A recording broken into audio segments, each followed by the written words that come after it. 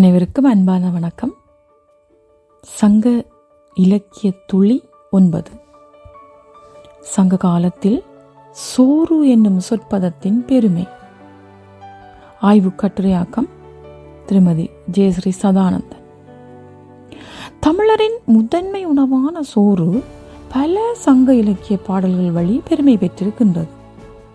சோறு என்பதற்கு வல்சி, அடிசில் என்ற சொற்பதங்களையும் அன்று உபயோகித்திருக்கின்றனர். இந்த பதிவில் எவ்வாறெல்லாம் சோறு என்ற உணவு சங்க இலக்கியங்களில் இடம் பிடித்திருக்கின்றது என்பதனை நாம் உற்று நோக்கலாம். அந்த வகையில் முதலில் 10 5வது பாடலை எடுத்து பார்த்தால், இந்த 10 பாடல்கள் அனைத்துமே சேர மன்னர்களை பற்றியதாக இருக்கின்றன. ஒவ்வொரு 10 பாடல்களையும் ஒவ்வொரு புலவர்கள் பாடியிருக்கின்றார்கள். இந்த 5ஆம் 10 தொகுப்பில் 10 பாடல்கள் உள்ளன. இவற்றை பாடியவர் பரணர் என்னும் புலவர் ஆவார். இவர் சேரன் செங்குட்டுவனின் வீரச் சிறப்பை புகழ்ந்து பாடியிருக்கின்றார். இதில் சோறு என்ற சொற்பதத்தையும் அவர் உபயோகித்திருக்கின்றார். சோறு வேறு என்னா ஊந்துவை அடிசில் ஒடா பீடர் உள்வழி இருத்து என்று இந்த பாடல் வருகின்றது.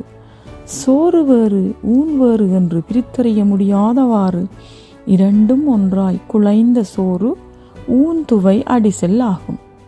அந்த உணவை உண்ணும் உனது வீரர்களுக்கு தம் உடம்பில் உள்ள ஊன் வேறு நீ தந்த சோறு வேறு என்று பிரித்து பார்க்காத அளவுக்கு செஞ்சோற்று கடன் என்னும் நன்றி உணர்வு உள்ளது. அதனால் தான் வீரத்துடன் பெரும் போர் புரிகின்றார்கள், வெற்றி வாகை சூடி வருகின்றார்கள் என்று பரணர் புகழ்ந்து பாடுகின்றார். இந்த ஊன்துவை அடிசில் என்ற உணவு நமக்கு வல்வெட்டித்துறையில் இன்றும் கோழி புக்கை என்ற பெயரில் தயாரிக்கப்படும் ஒரு வகை உணவை ஞாபகப்படுத்துகின்றது. இறைச்சியையும் அரிசியையும் வேறு பல சுவை ஊட்டிகளையும் சேர்த்து தயாரிக்கும் உணவு இது.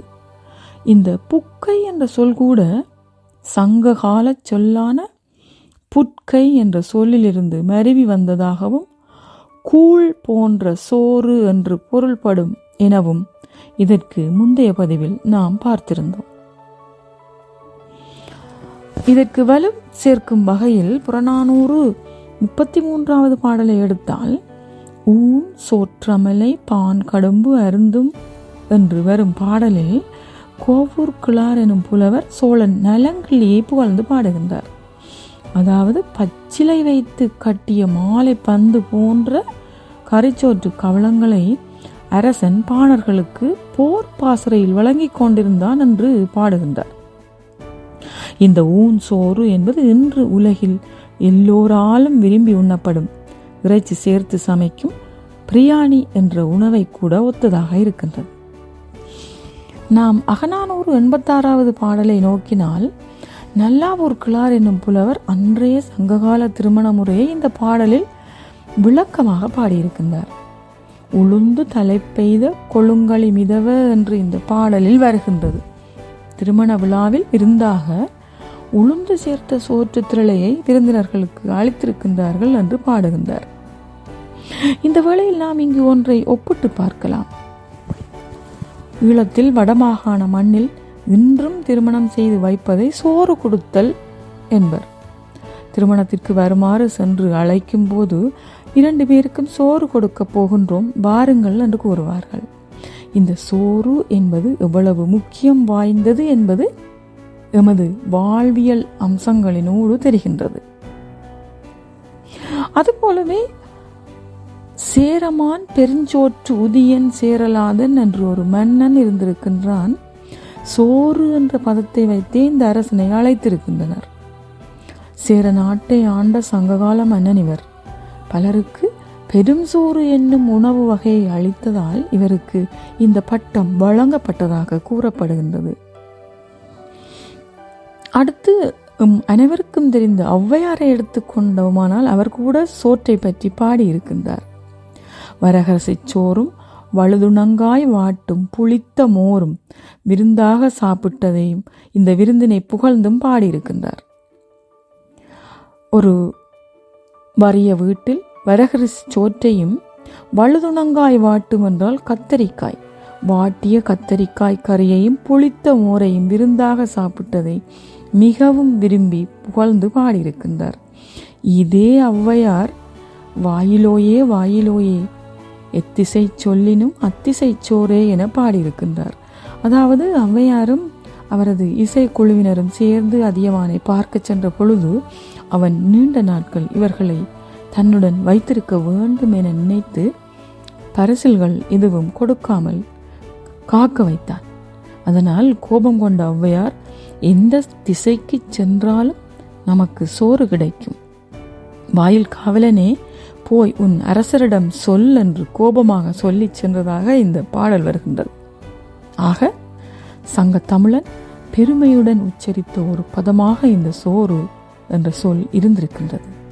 அதனால் தான் பெருமளவான பாடல்களில் இந்த சோறு என்ற பதம் எம் மூதாதையரிடையே விளங்கி வந்திருக்கின்றது என்பதற்கு பல சான்றுகள் இருக்கின்றன. குறிஞ்சி நிலத்தில் திணைச்சோறும் மலை நெல் அரிசிச்சோறும் மூங்கில் அரிசிச்சோறும், மருத நிலத்தில் வெண்ணெல் அரிசிச்சோறும் செந்நெல் அரிசிச்சோறும், முல்லை நிலத்தில் வரகரிசிச்சோறும் சாமை அரிசிச்சோறும், பாலை நிலத்தில் புல்லரிசிச்சோறும், நெய்தல் நிலத்தில் செந்நெல் அரிசிச்சோறும் வேறு சில அரிசிச்சோறும் அருந்தியதாக கூறப்படுகின்றது. இந்த ஐவகை நில மக்களும் தங்களுக்குள் அரிசியை பண்டமாற்றாக பெற்று சோற்றை பிரதான உணவாக சாப்பிட்டு வாழ்ந்து வந்திருக்கின்றார்கள்.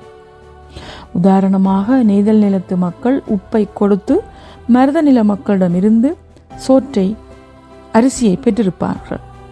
ஆனால் இன்று இந்த சோறு என்னும் பதம் நமது மக்களிடையே பேச்சு வழக்கில் குறைந்து வருகின்றது. தமிழ்நாட்டில் சாதம் என்ற சொல்லை உபயோகப்படுத்துகின்றார்கள். சாதம் என்ற சொல் வட சொல்லாகும். அத்தோடு இலங்கையிலும் தமிழ்நாட்டிலும் சோறு என்பதை தவிர்த்து ரைஸ் என்ற ஆங்கில சொல்லை பயன்படுத்துவதை நமது மக்கள் விரும்புகின்றார்கள். அதை நாகரிகம் என்றும் நினைக்கின்றார்கள். சோறு என்று கூறுவதை தாழ்வாக நினைக்கின்றனர். 2000 வருடங்களுக்கு முன் எமது முப்பாட்டன் கூறி வந்த சோறு என்னும் சொல்லை வழக்கில் இருத்தி எமது பெருமையை காப்போம். மிக்க நன்றி. வணக்கம்.